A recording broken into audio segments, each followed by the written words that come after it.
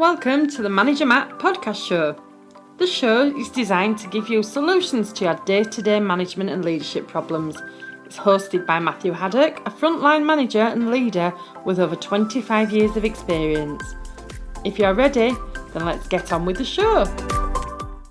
Welcome to Manager Matt's Friday Thought. Every Friday, I'll be doing a short cast to give you a thought about a learning I have had, an opinion on a work-related situation, or a practice I've seen in a modern workplace. Have a listen, give us a thought, and then send us your comments. This week's show is about the power of saying no. So let's get on with the show. Just Say No. Not the Grange Hill song from the 80s.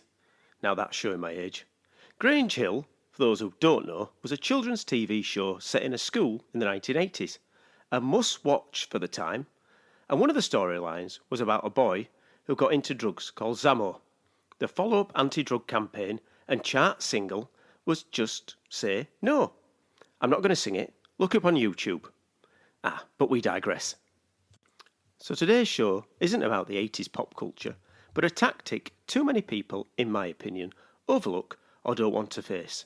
The art of saying no. How much of your day is spent doing non-urgent, non-important work for somebody else?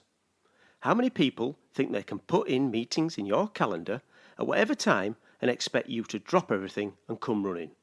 On a side note, why can't people use the calendar function correctly? Why can't people do that? But that's for another thought. How many times are we asked for the same information from 4 different people? Or, and this one really gets me, fill in reports that nobody reads or even act on, just to populate a spreadsheet. Well, the most powerful tool I know is simple. The power of saying no. It can be a real art if done correctly. A lot of people are people pleasers and don't like to say no, and that's okay. You are what you are. People in the majority want to avoid conflict. They want to help others out and be seen as the good guy or good girl who will drop everything to assist others. They also don't want their bosses or peers to think they don't care about work or are working less hard than somebody else. But you need to ask yourself this question. If you said no to 10% of the work that's not your work, you would typically get back 4 hours a week. That's half a day. What could you do with that time to meet your own goals? Now, you don't have to be offhand or obstructive. You just have to explain that you would love to help, but you just don't have time right now.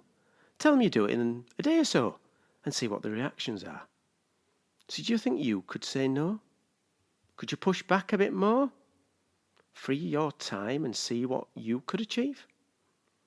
Would the people asking actually find the information themselves if you said no? Or defer the work for a couple of days into the future? Would that make such a massive difference?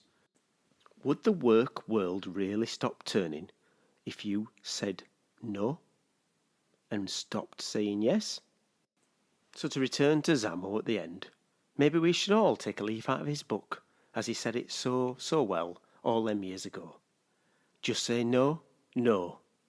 Just say no, just say no, no. Just say no.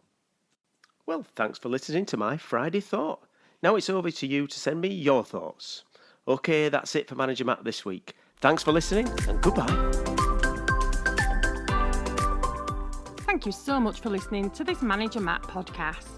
We hope you found it interesting, helpful and actionable.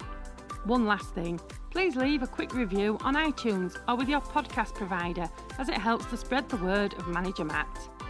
If you haven't already done so, please subscribe to the podcast, and if you did like anything in particular, send an email to managermattpodcast@gmail.com or visit managermatt.co.uk for more content. Feedback is a gift, so let's keep giving. See you next week.